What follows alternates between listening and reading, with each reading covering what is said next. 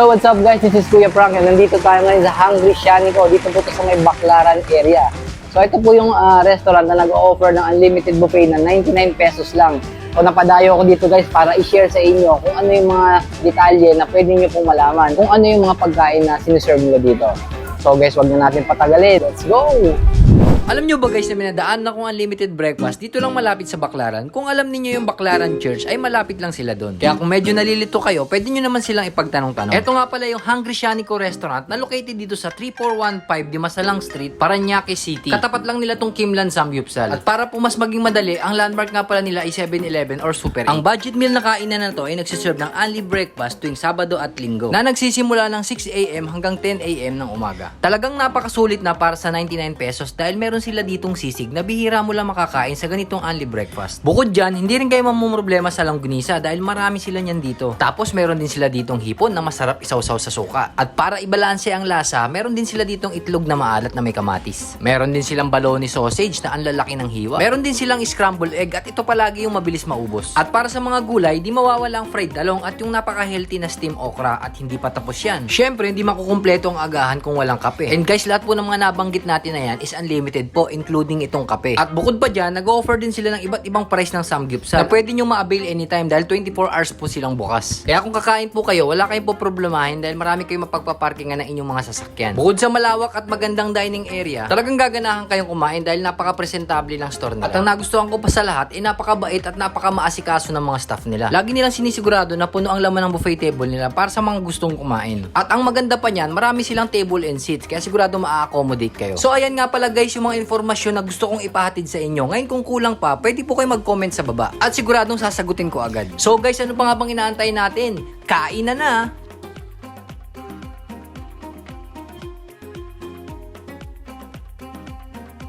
Kapag nag-avail po kayo ng 99 promo nila, ito po yung mga pagkain na makakain niyo. Yan, meron po itong sisig, langgunisa, pasit canton, tapos may baloney, okra, talong. Yan, tapos meron din pong itong okoy. Yung buffet po nila is nag-start po siya ng 6 AM hanggang 10 AM ng umaga. So mas better po kung aagahan po ninyo para mas malaking opportunity na makaupo kayo. Kasi usually pagka umaga talaga, dagsa po yung mga tao dito at ang daming kumakain. So ganyan po, yan. So 99 pesos, not bad na. May kasama pang kape. Yan. Nasulit yung 99 pesos nila dito kasi combination na ng meat at gulay. Sisig pa lang, di ka nalugi para sa 99 pesos. Yung sisig nila dito is ordinaryong sisig lang na walang halo pong mayonnaise. Itong buffet nila is every Saturday and Sunday lang po from 6 AM to 10 AM ng umaga. Pero na-extend naman kapag marami pa yung tao. Siguro mga hanggang 11 AM.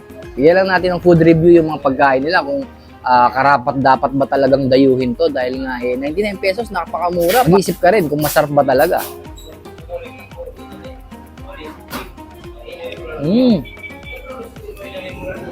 Masarap yung sisig nila. Hindi siya purong taba. Uy. Tapos kung veggie lover naman kayo, may okra sila dito. May okra.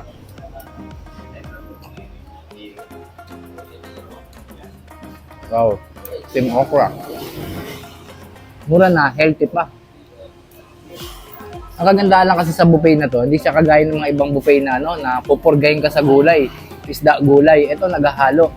Minsan nagsiserve din po sila ng rito, mga tilapia, isda. Pero ngayon yung dinatnan ko is sila, more on meats to May langgunisa, may sisig. Yan, tapos may ensalada pa. May itlog. Halo-halo na to guys. Ito kalamihan sa mga kumakain dito, yung mga nagsisimba sa Baclaran. Tapos yung mga dumadaan po dito, sarap ng sisig, grabe. Solid. Hindi ko nalalagyan ng kahit anong pampaalat or kahit anong Kanina pinatakang ko na po ng kalamansi ito. Kaya nagko-complement na yung lasa ng asim and yung alat. Hindi maalat Tama-tama lang. Hop. Binabalik-balikan dito yung sisig nila. Yung talaga yung masarap. Medyo ma-oily nga lang ng konti, pero masarap. Sabi man yung langgunisa. Ang sarap ng langgunisa. Ito po yung baloney. Tignan natin to. Itong baloney nila is, yung nabibili yung baloney sa palengke, yung usual na lasa lang. Ganun na ganun. Parang langgunisa rin ito. Tapos may kasama rin scrambled egg yan guys ha. Nakain ko na yung scrambled egg eh. Tapos yung okoy, yan no. Hindi na ako naglalagay ng mga sausawan kasi hindi ako masyadong mahilig talaga sa sausawan eh. Ngayon, it's up to you. Kung gusto nyo mga ganito, isasawsaw nyo pa. Depende sa inyo. Pero ako hindi na ako nagmagamit ng sausawan. Gusto ko yung natural na lasa lang para malasahan ko talaga kung masarap talaga. So since nga para sa panlasa ko nitong mga natikman ko, wala pang sumasablay, good sa akin to.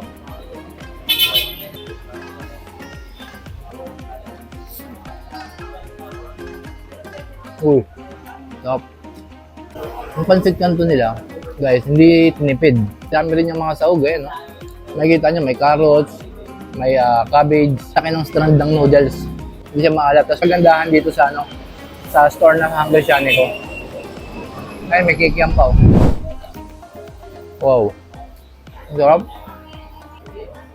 Yung mga ganitong kainan guys, ito yung mga dinadayo dapat ninyo. Kung kayo, maghahanap na rin lang naman kayo ng kainan na mura. Kaysa bumili kayo ng mga paunti-unti, a la carte, or magluluto kayo, siguro I highly suggest na try nyo po yung mga ganitong kainan, yung Unli Buffet na kagaya nito kasi mura lang 99 pesos. Hindi masakit sa bulsa, tsaka inaabala, hindi na kayo magluluto-luto pa. Kasi nga, kompleto na, dito na lahat, complete meal na, may kape pa. Tumatanggap sila dito guys ng GCash or cash payment. Wow. Guys, nagbabago-bago rin yung menu nila every weekend sa depende kung ano po yung ihain nila. Pero sisig hindi nawawala yan. Pati yung langgunisa. Yung mga masasarap yun talaga yung nila, pina-front nila para syempre yung tao masatisfied at talagang bumalik-balik sa kanila. Guys, hanggang sa muli, ito nga pala si Kuya Frank na lagi sumusuporta sa mga local businesses. Lagi nyo lang tatandaan, ingat kayo lagi, chill lang kayo and good vibes. Bye-bye!